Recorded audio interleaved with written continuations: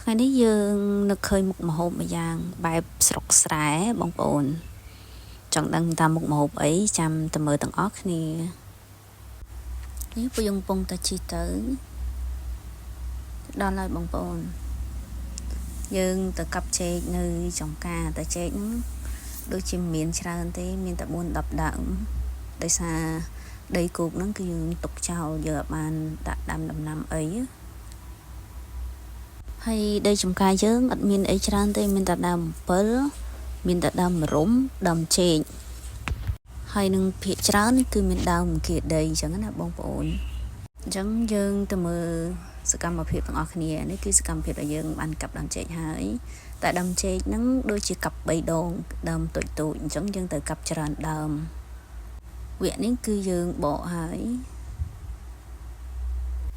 យើងបកដូចជាបានច្រើនកំណាត់ដែររួចហើយក៏យើងឃើញដើមរះព្រៅនឹងទំនងទៀតសល់ពេលក៏យើងទៅបេះម្រះព្រៅយើងឆ្លៀតពេលប្រឡេះយកតែស្លឹកព្រោះម្រះព្រៅនឹងវារាងចាស់ដែរ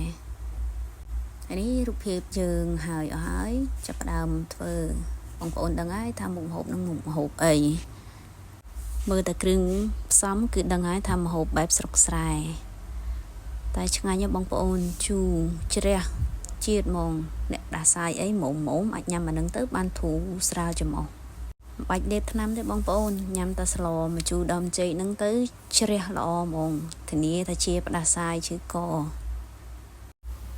ហើយនេះគឺវគ្គសំខាន់ហ្មងគឺលទ្ធផលគឺចេញហើយគឺស្លម្ជូរដើមចេកអរគុណ